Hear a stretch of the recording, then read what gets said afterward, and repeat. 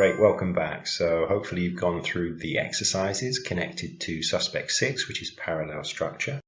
Comparisons are really useful. We use them all the time when we're speaking and when we're writing, especially in the essay, which is the integrated essay, where you have to compare what was spoken in a lecture with what was written in the passage, which we'll be looking at, of course, in that particular lesson. There are 4 simple rules. Rule 1, never compare apples with oranges. I'm sure you have your own expression in your own language for this.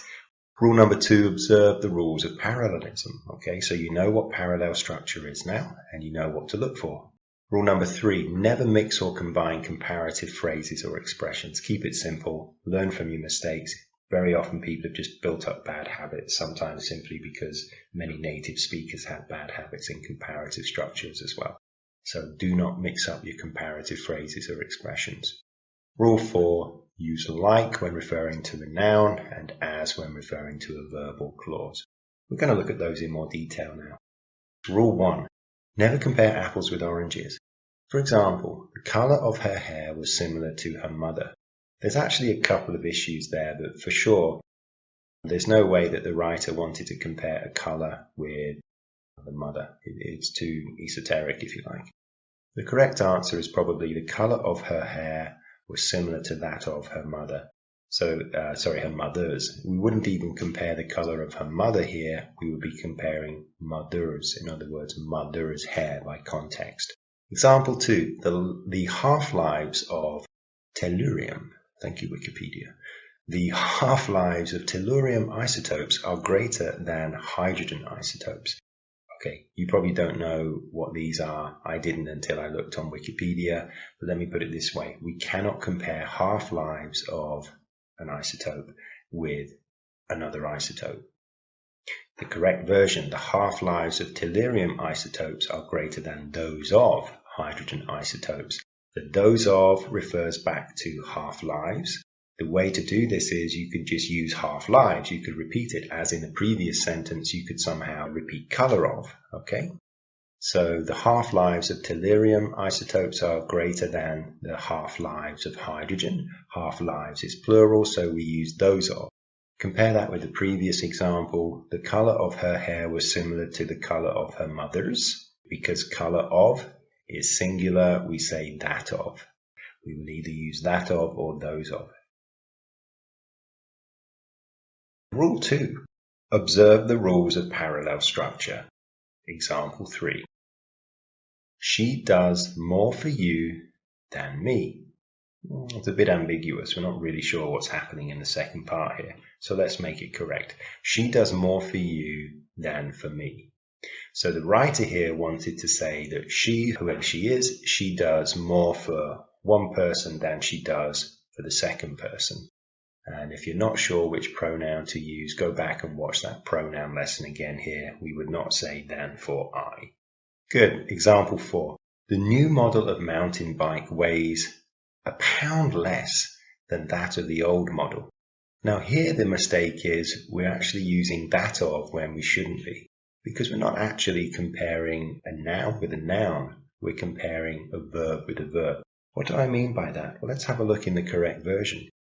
The new model of mountain bike weighs a pound less than does the old model. This does, okay, is the verb, the automatic verb choice when we need to refer back to a previous verb that doesn't actually have an auxiliary verb connected to it. What do I mean by that?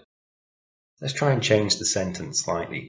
The new model of mountain bike has weighed a pound less than has the old model. So if you have a has or a will or a did, etc., one of those auxiliary verbs connected to a verb, go ahead and use it. If you do not, then you use the default auxiliary verb, do, does, did, the form of do that's correct with the tense. You must agree as well, singular than does the old model. Rule number 3, don't mix comparative phrases. Example 5. Stephen's fortune was much greater than Yulia's. Now, you read that first of all, you'd be probably quite happy to put that in. But then you think to yourself, oh, Yulia's greater than, much more. What's happening? Why did I say much more greater? Because it's a bad habit that some people have. It's just much greater than, all right? So If you're using more, you say she has more of something than does someone else. So more than. We don't combine the more with greater than. Learn from this and get rid of those bad habits. So the correct version, Stephen's fortune was much greater than Yulia's. In other words, we are now using only one comparative phrase.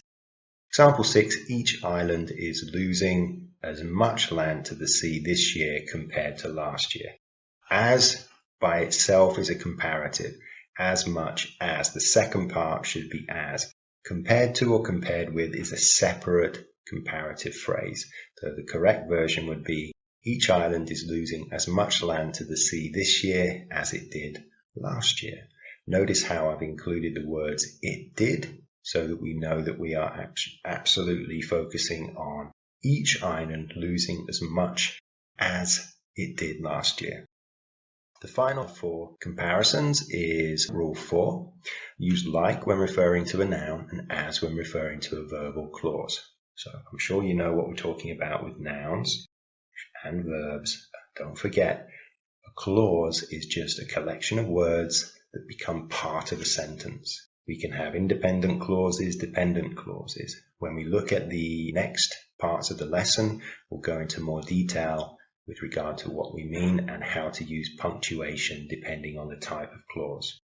Example 7. Each team member dressed as a character from a Sherlock Holmes novel. Sounds perfectly fine, but if we're using as, we're focusing on the verb. And it's literally, we're saying that they got dressed. They put the clothes on in the same way that someone would put the clothes on from a Sherlock Holmes novel. It's a very subtle mistake, but it's easy to correct. Just say, am I focusing on the verb or comparison, or am I focusing on the noun? Should be like. Each team member dressed like a character from a Sherlock Holmes novel. Here now we're not focusing on the verb dressed, we're focusing on what the team members are wearing. They're wearing clothes. Those clothes would be something that would be worn by someone in a Sherlock Holmes novel. Finally, example 8, the graduate is hungry for success, like each of you should be. And this is the opposite problem now. And we're saying the graduate is like each of you. But what we really want to be focusing on in this comparison is the hunger for success. So the correct version is, the graduate is hungry for success as each of you should be. Now, because of the as, we move to looking at the verb.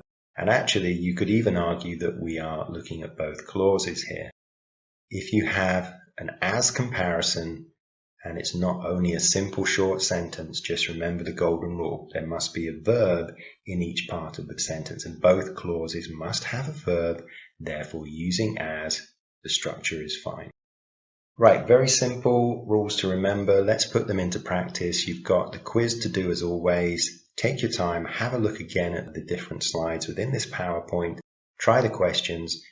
You make mistakes in those questions, learn from those mistakes, learn from the explanations, and when we start putting your knowledge through to creating essays, etc., you will immediately feel more comfortable, and you can, of course, just come back and refresh and steal some good ideas, some good sentences from these particular lessons and exercises. So thank you very much, and see you shortly for the next and perhaps one of the most complicated issues, which is generally termed modification.